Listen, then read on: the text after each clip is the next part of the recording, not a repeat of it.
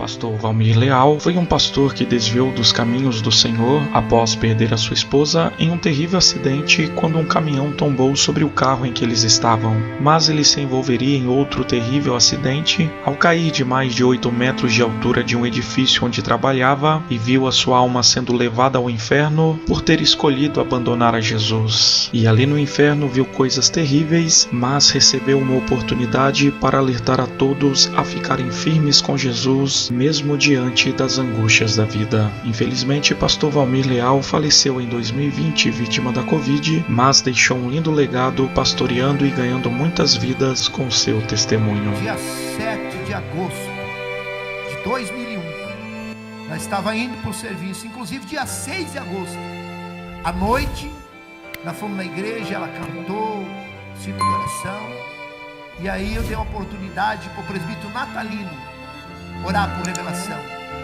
e ele disse assim: olha, Deus me mostra aqui 2 pessoas que Deus vai levar dessa igreja. Eu vi 2 anjos aqui, pegou 2 rosas e levou, e ele não sabia que uma era minha esposa e a outra era a filha única dele, irmãos. Dia 6 de agosto, nós chegamos em casa depois do culto. Se o irmão quiser pôr as fotos do acidente do carro aqui no telão, pode pôr, por gentileza. Inclusive eu até trouxe as fotos, o jornal também, do acidente. Se o irmão Cláudio puder pôr aqui, é Cláudio, né? Irmão Cláudio, puder pôr aqui no telão para os irmãos verem a maneira que ficou o carro. E aí, irmão, dia 6, ela falou que Deus ia levar ela e tudo, eu não acreditei. Achei que ela estava brincando, eu falei, para, porque volta e meia ela dizia, Deus me mostrou um relógio no céu, e a minha hora está chegando, para com isso. E dia 6 de agosto, ela falou até como é que ia ser o velório. Irmãos, dia 7, nós estávamos indo para o trabalho, e aí, ali no sinaleiro, vindo de São Marcos para São José dos Pinhais, inclusive tem ali o Banco Bradesco, fechou o sinal, eu estava parado, e aí, irmãos, nós saímos de casa com ela, passamos no ponto do ônibus, uma irmã estava no ponto do ônibus, trabalhava na mesma empresa com a minha esposa. Eu falei, vamos dar uma carona para a irmã Lore? Vamos, embarca aí, irmã. Ela embarcou no carro, irmão. Quando nós chegamos no sinaleiro, sinal fechado, paramos, vem um caminhão, irmãos, carregado de areia, 110 por hora, sem freio, e bateu no meu carro, levou nós 150 metros embaixo do caminhão, aí ele bateu contra um poste, meu carro saiu de baixo, e ele subiu em cima do poste, no barranco, e tombou em cima de nós, o caminhão carregado de areia, irmãos, 17 metros de areia, de recente tinha carregado o areal, pura água, e ficou o caminhão, despejou areia, o caminhão em cima da areia e nós embaixo. 1h30, matou minha esposa, matou a irmã que estava junto no carro. E ali, irmãos, eu consciente, engolindo areia, meu carro ficou todo esmagado. Não existe uma possibilidade de um ser humano ficar vivo. Eu não sei como Deus me deixou vivo. Foi 4 horas da manhã, foi 8h30 mais ou menos, foi um acidente. E foi 4 horas da manhã, o médico me deu alta, e eu vim para o velório. E ali, irmãos, ainda eu fiquei mais uns 3 meses na igreja. Enquanto você está olhando para Jesus, tem fé de orar, buscar a Deus, você não começa a questionar, você vence a luta.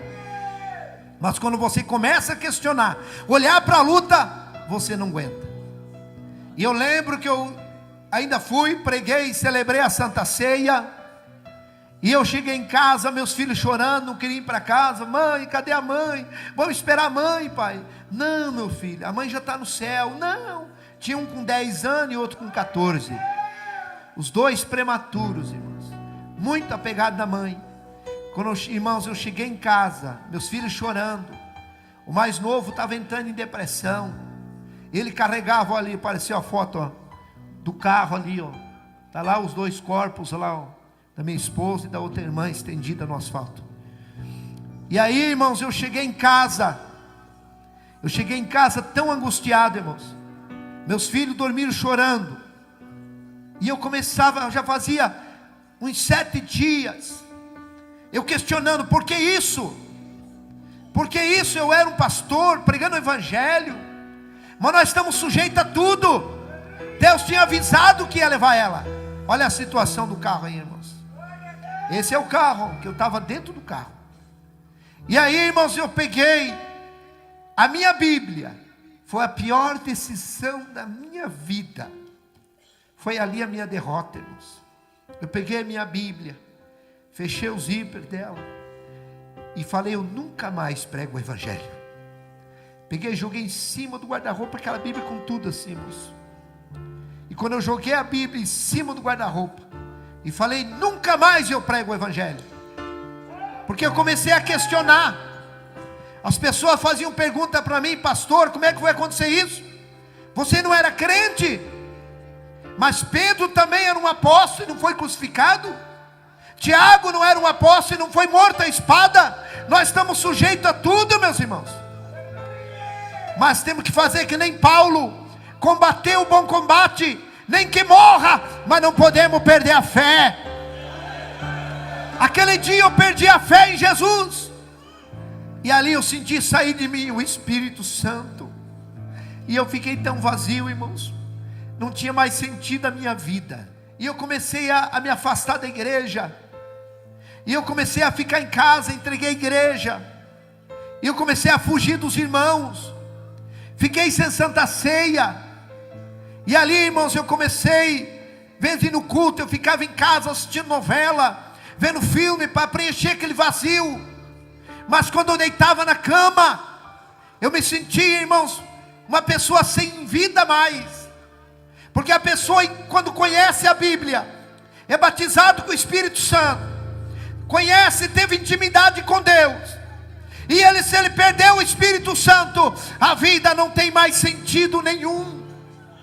E depois de 9 meses e 3 dias do primeiro acidente, dia 10 de maio, irmãos, de 2002, nós estávamos tocando uma obra, o pastor lembra, Bingo, Palácio Centro. Ele não me conhecia.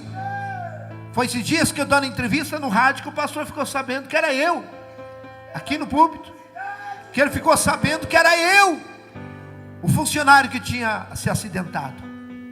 Dia 10 de maio de 2002, eu saindo de casa, Deus falou comigo ainda, irmãos. Por isso que Deus sempre avisa. Essa palavra, quando ouvi a voz do Senhor, não endureça o coração. Irmãos, eu fui até a garagem, eu chorei, porque Deus falou comigo, não vá trabalhar hoje. Eu fui até o carro, voltei até o carro, mas eu tinha 4 funcionários, e nós éramos 2 responsáveis por 52 funcionários. E ali, irmãos, eu falei, eu não posso, eu tenho que ir. E eu peguei meu carro e fui. Quando eu cheguei na obra, tinha um obreiro, que era um funcionário meu, o irmão Rubens. Esse irmão Rubens, ele era crente, dirigente de igreja. E ele veio e me abraçou e disse assim, pastor Valmir, volte para a igreja. Jesus está voltando a ser mortal, pastor. E eu falei ainda para ele, onde é que você vai pregar hoje? Ele falou, eu vou pregar na minha igreja. Ele dirigia uma igreja lá em Contenda. Eu falei, então hoje eu vou lá. Vou lá na tua igreja hoje, pegar o carro, os piá e vou lá. E vou reconciliar. Ele disse, então vai lá hoje. Mas para ele parar de falar. Eu não ia. Eu só falei aquilo só para ele parar de falar que Jesus ia vir. Irmãos, 11h30 da manhã, eu subi para ajudar em cima do telhado. Para ajudar, irmãos, os carpinteiros a cobrir ali aquele barracão. E ali, irmãos, eu ajudando um servente a levar uma telha. Eu não sei se não foi o diabo, irmãos, que fez aquilo. Ele numa ponta da telha, eu levando na outra, e deu um vento tão forte, que me desequilibrou. Eu estava sem cinto, não tinha cinto para mim, e aí eu desequilibrei em cima daquela tábua, e eu me obriguei a pisar na telha, essas telhas de 6 milímetros, e quando eu pisei na telha, a telha furou, ela quebrou. Quando afundou minha perna, eu gritei, meu Deus, eu vou morrer e eu estou desviado, porque eu sabia aonde eu ia cair. Ou era ferro de ponta, ou eram essas pedras de calçamento paralelepípedo, porque ali era um estacionamento. Nós ia fazendo os barracões, ia tirando as pedras e jogando em cima do concreto. E quando afundou minha perna, eu tentei me agarrar, não foi quebrando, eu vim 8,70 m a 9 metros de altura. Eu caí, irmãos, de cabeça em cima daquele monte de pedra. Ainda eu levei as minhas mãos. Esse braço, irmão, é tudo platina. Ele ficou mais curto. Olha o tanto que ele é mais curto. Esse aqui também, irmãos, tem pino e platina. O meu joelho esquerdo, eu não tenho patela, é um pedacinho de ferro e pino. Pela medicina eu não podia andar. Eu mexo com a minha perna assim, estrala pino com pino. E eu caí e bati minha cabeça em cima daquelas pedras. Quebrou todo o meu crânio, irmãos. Deu traumatismo craniano. E ali quando eu caí no chão, ainda agonizando, eu tentei reconciliar. Já entrei em coma. E quando eu entrei em coma, que apagou tudo, eu comecei a ver uma neblina branca. Eu já estava morto ali. Eu vi uma neblina branca e comecei, eu falei, meu Deus, o que aconteceu comigo? Aí eu vi, irmãos, a morte vindo. Ela é idêntica a essas lesmas que tem na parede do banheiro, só que ela era do tamanho de um caminhão. Ela vinha voando assim, e eu já deduzi a morte. E eu gritei, morte não, eu não posso morrer, eu estou desviado. E ela veio e me engoliu. Quando ela me engoliu, irmão, eu saí do meu corpo. Eu saí do meu corpo, eu já estava só o espírito. E eu fiquei uns 4, 5 metros de altura. E eu vi o meu corpo caído no chão. Eu vi esse irmão Rubens que falou para mim, me acudindo ali, me socorrendo. E eu disse assim, irmão Rubens, me ajude a voltar para o meu corpo. Eu saí do meu corpo. Vida após a morte é tão normal, tão real como essa aqui, irmãos. A gente vê, é normal, é natural assim, é real igual aqui, ó.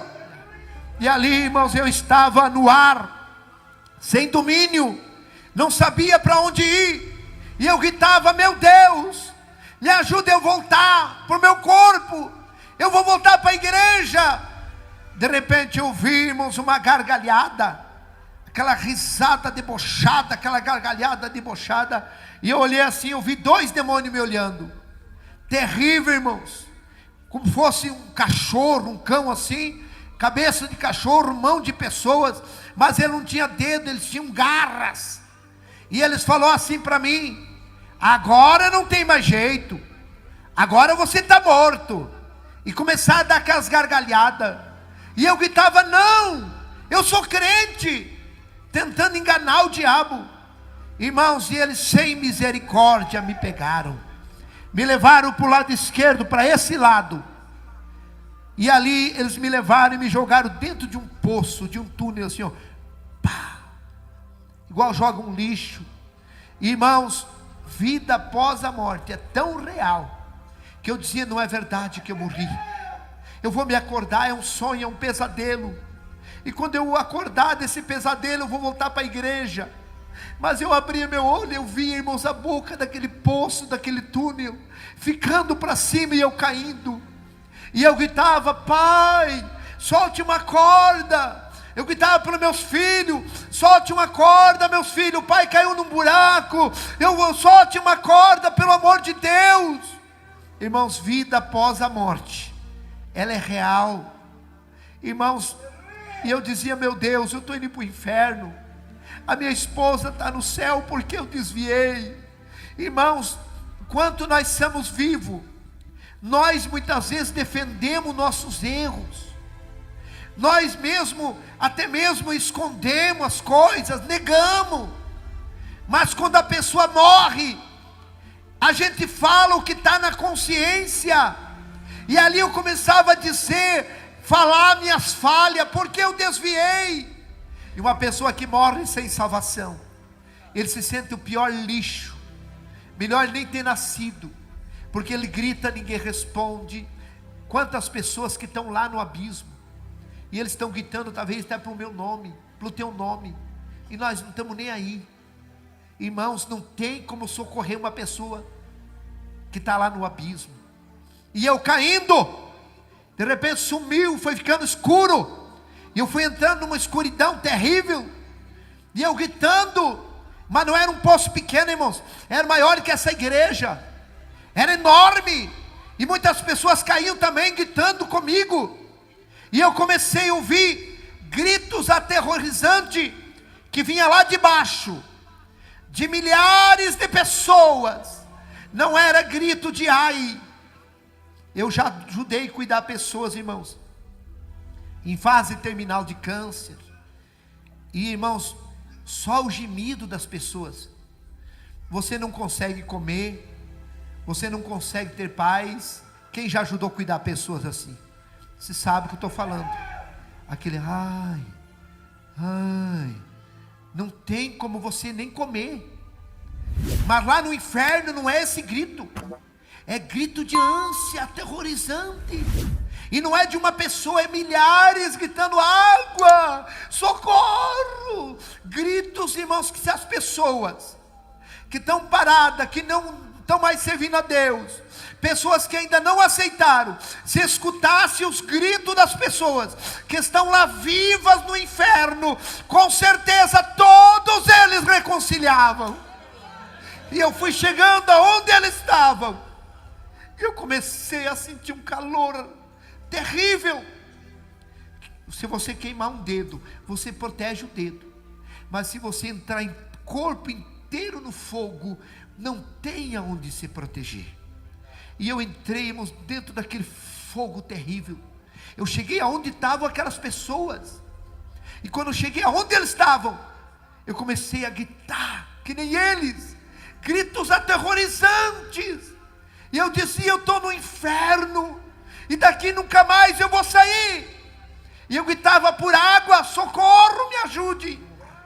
Se tirar uma pessoa lá do inferno e acalmar a dor dele, e perguntar: onde é que você morava? Eu morava na rua tal, telefone tal, ele sabe tudo. Ele vai com a sua consciência junto, ele está sabendo de tudo.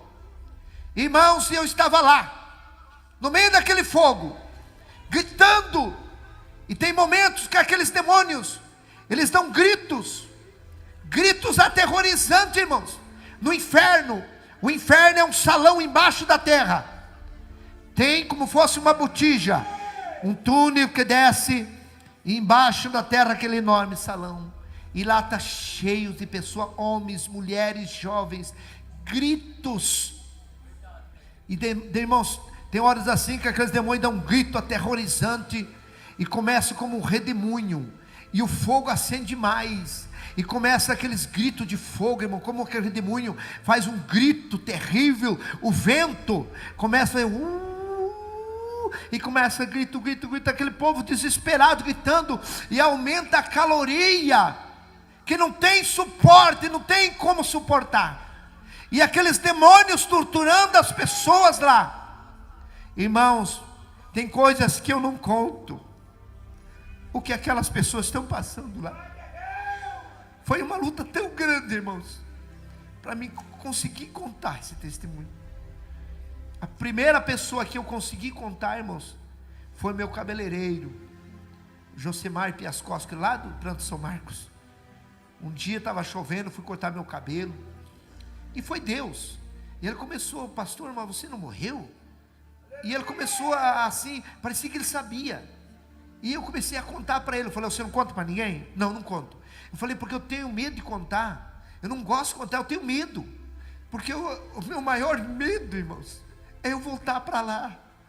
Hoje eu faço a obra de Deus. Eu tenho dificuldade para dirigir. Eu tenho dificuldade de dobrar os joelhos.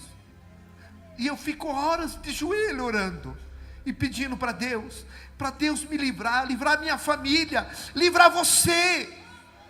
Que Deus abra a tua mente, que você possa entender que o inferno é real. Eu não fui para o inferno querendo ir, eu achei que eu não ia, porque eu tinha parado. Meu irmão, talvez você achando assim, que por mínimas coisas você não vai para o abismo. Conserta a tua vida, volta para Jesus, Volta enquanto é cedo. Hoje é noite de salvação. Não vá para aquele lugar terrível. Abrace Jesus. Ele quer escrever o teu nome no livro da vida. Labassurianda.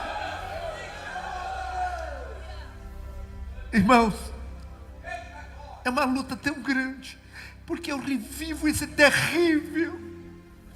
Você não conhece o diabo.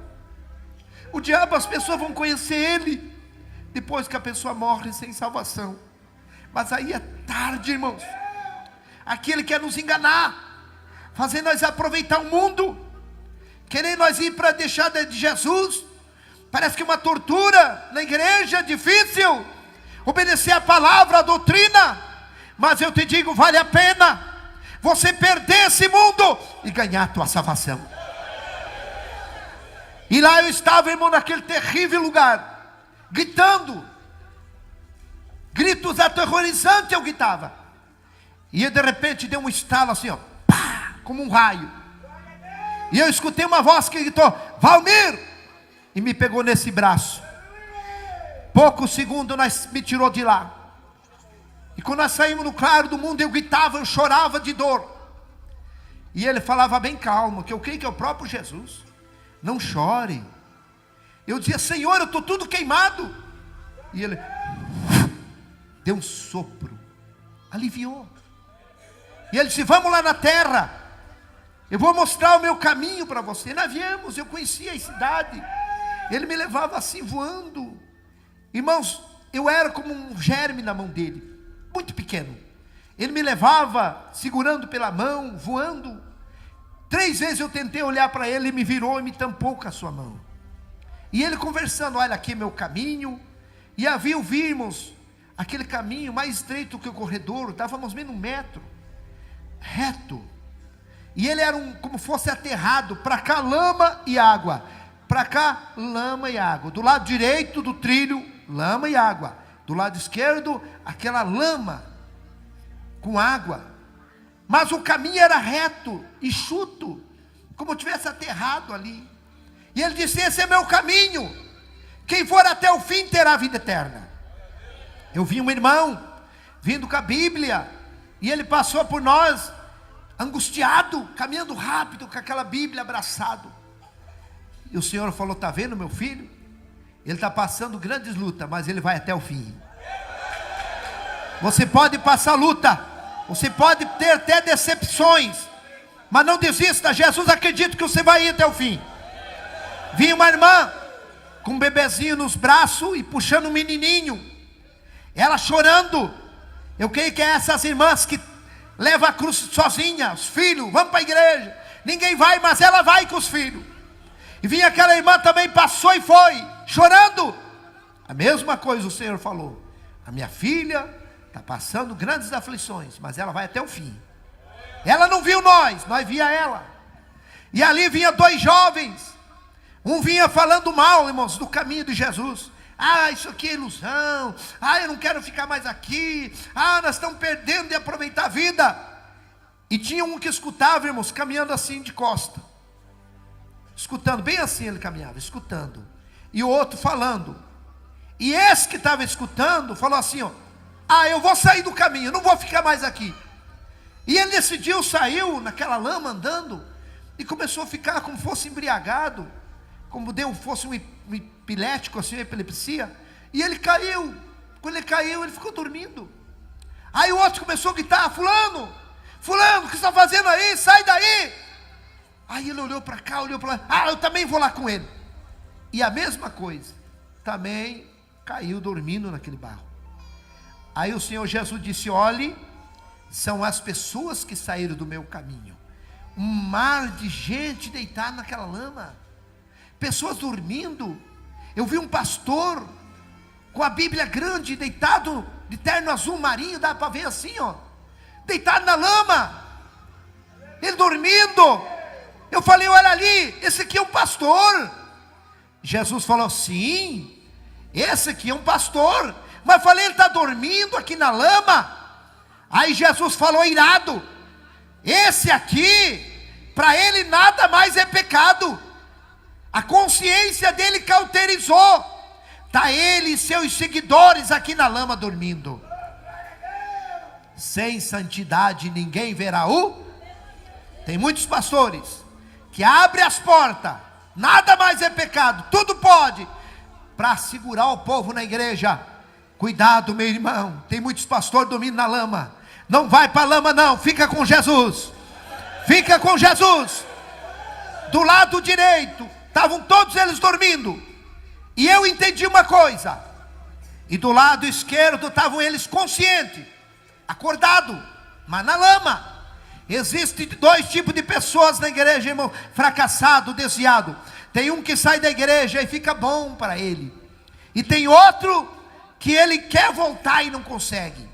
Do lado esquerdo tinha um moço, assim de 4 pés, como diz, com as mãos pichadas para frente, naquela lama, e ele gritava: eu quero voltar 50 centímetros, para voltar, irmãos, do caminho. E ele dizia: eu quero voltar, mas não tinha força, as mãos travadas. Aí Jesus falou: esse que quer voltar, mas ele não quer se desprender. Quantas pessoas querem voltar para os caminhos, mas não quer se desprender do mundo? Quer voltar, grita, tem vontade, mas não quer se desprender. Se desprenda, meu irmão, aleluia. Ele fazia força com as pernas, mas as mãos segurava. Que nada segure você de voltar para Jesus hoje, decidido.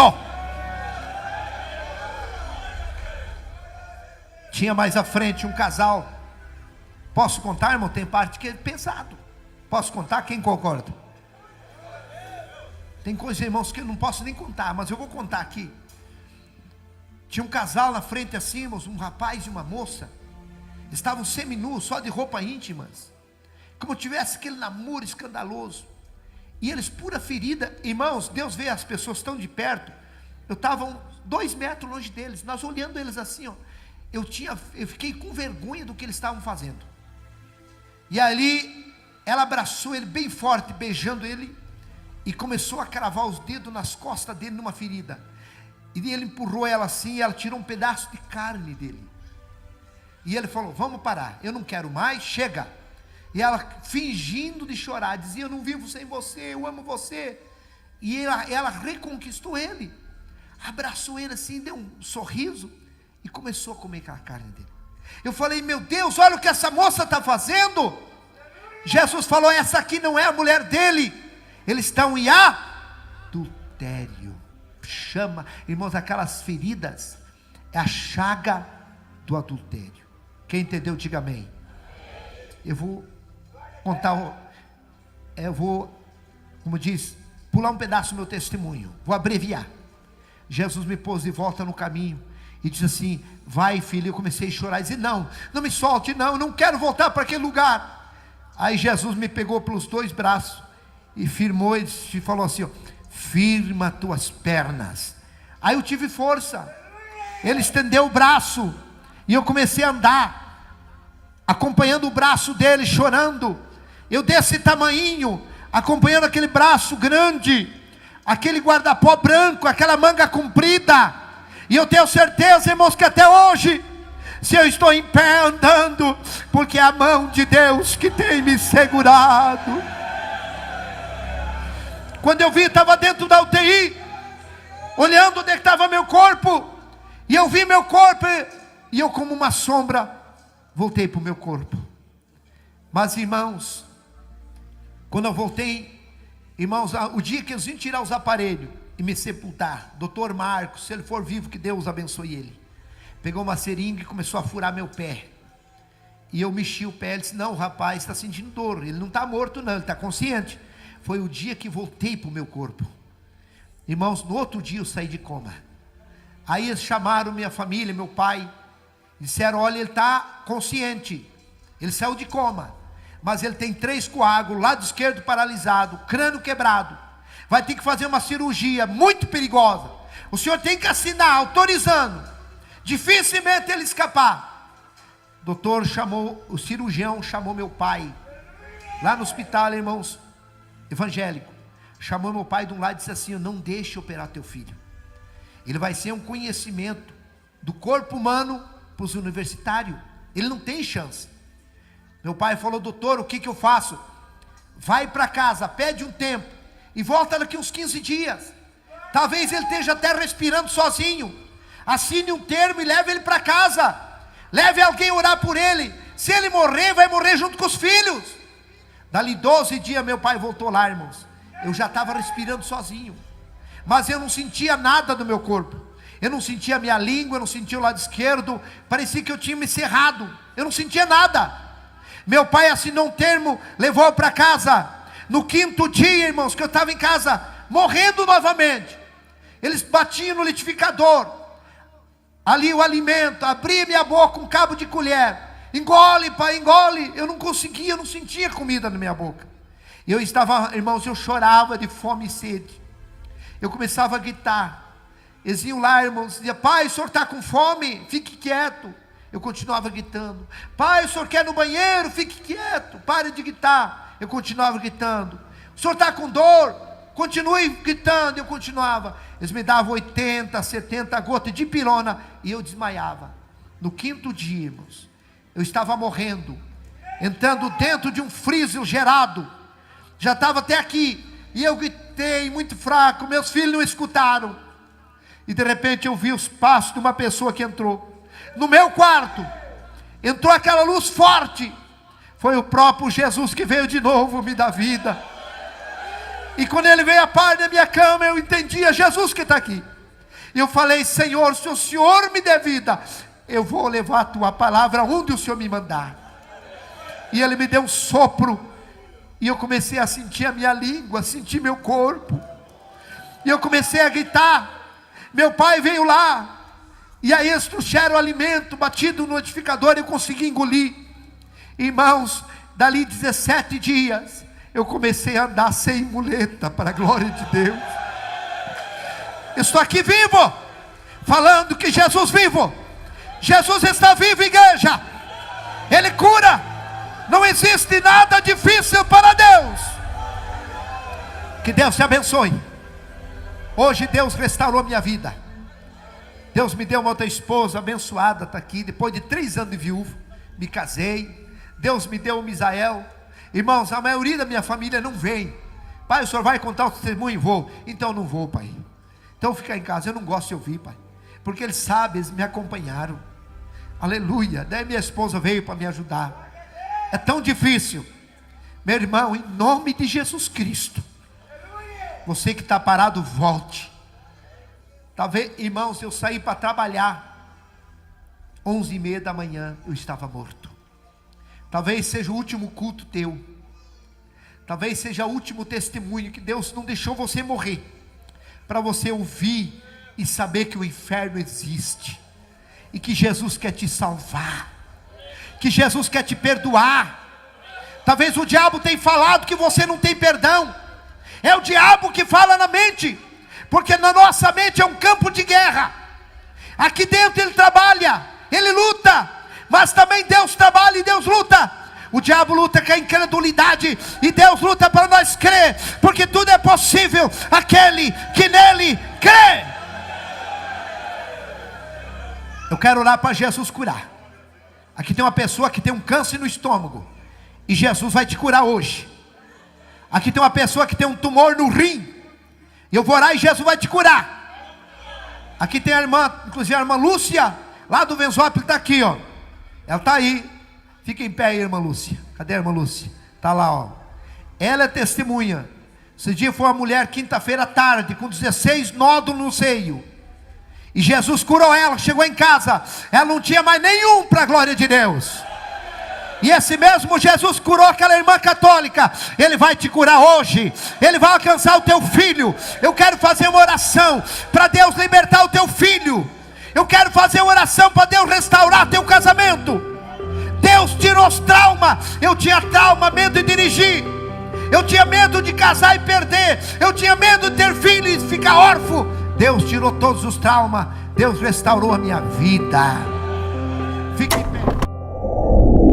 Veja essas e outras mensagens aqui no canal e continue sendo abençoado pela palavra de Deus.